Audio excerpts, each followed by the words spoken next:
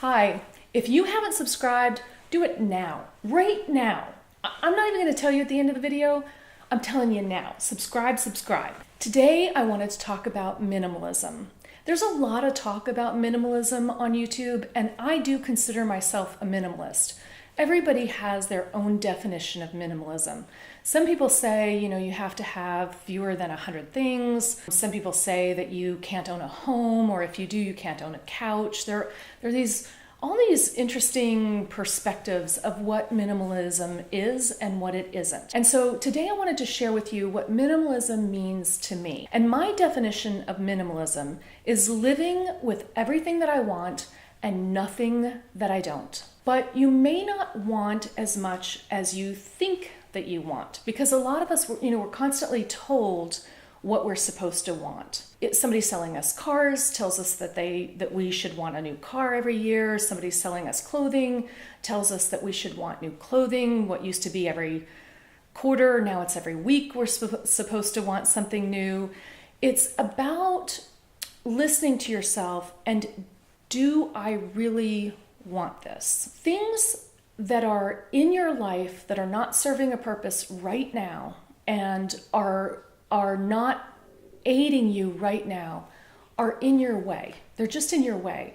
These are decisions that you haven't made yet. They're not only cluttering your space, but they can be cluttering your mind and your psyche to the point where you may not be living your fullest life because you're sitting in your home saying, well, I can't go do that because really I need to clean up or whatever it is, and you're not going to clean up.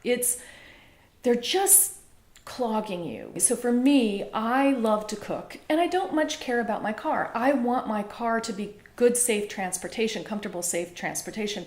But it doesn't, for me, a car doesn't necessarily represent who I am. Somebody can be quite the opposite. So recently, a friend of mine got in my car and was like, when are you going to get a new car? You've been driving this car for, 10 years?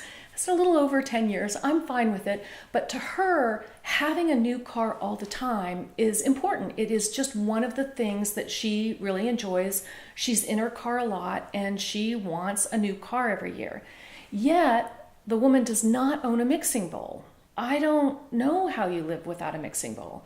So the key is it's really about you and getting to know you and what you really want and what you don't want.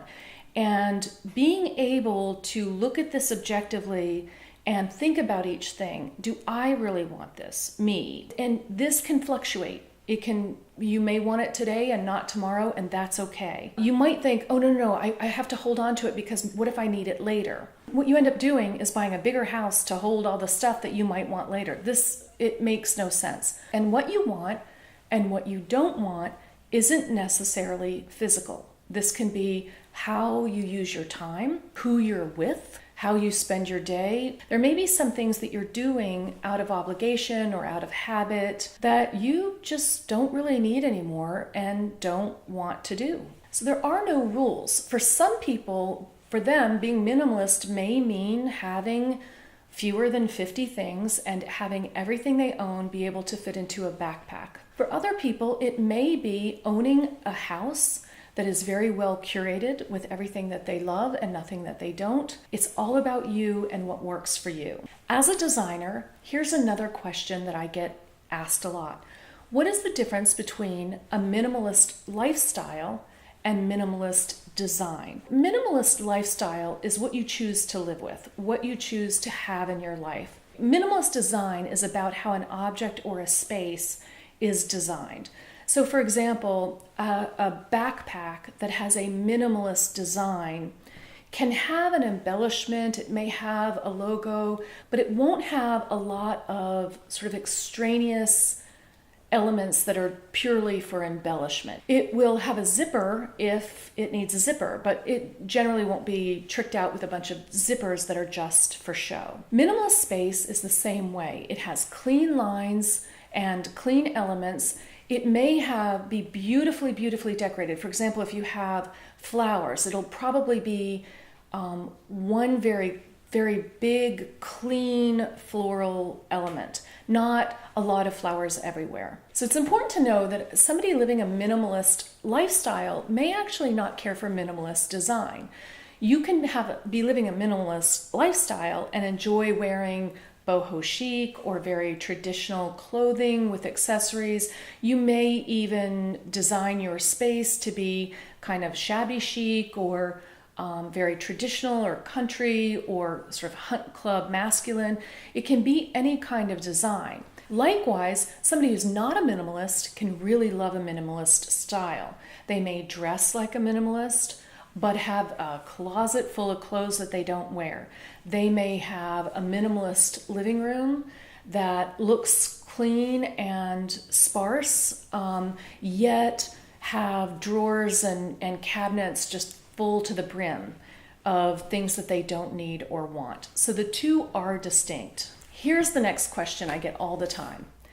Can minimalism and luxury coexist? So some people think that I can't possibly be a minimalist because I love luxury things. I think that it's human to love luxury. I'll give you a very basic example. Did cavemen really need fire? I mean, your initial response will be, yeah, of course they needed fire. Well, before they had fire, they existed, they progressed, and were they really cold? Were they cold and before they had fire? I mean, once they had fire, they recognized they could be warmer. Is it a luxury or is it a necessity? And my answer to you is, depends. I'm sure a lot of the cavemen, the cave people went, woohoo, we've got fire. There's so much we can do. We really, really need this. But there was somebody going, no, not in this house. No, because if we bring in fire, now we're going to have to redecorate and reorganize so that we have some place for the smoke to escape. We're going to have to feed this thing forever. We're going to have to keep bringing wood in. Now, what do you want? You want your water boiled now and you want all your food heated? It all has to be cooked? Why? We've been doing fine until now. So one person's luxury is another person's necessity. And I think really, primally, we have been there forever. The person who chooses to be a minimalist by having everything that they own live in one backpack is living a luxurious life. Because to that person, what luxury is to him or her is to be able to pick up and travel the world whenever.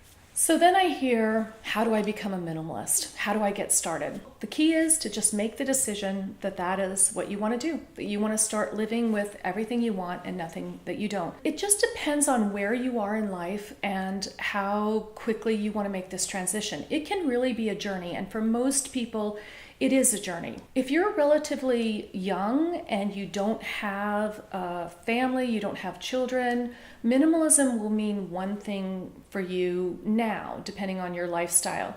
And if you decide to have children, as you do, you can still be a minimalist and have children and have their toys, but it will look different for you than it looks right now. So one of the things is it's very flexible with you as you go throughout your life. Once your children are grown, a lot of people become empty nesters, and this is when they start thinking about paring down and what is it that I don't need anymore and what do I need.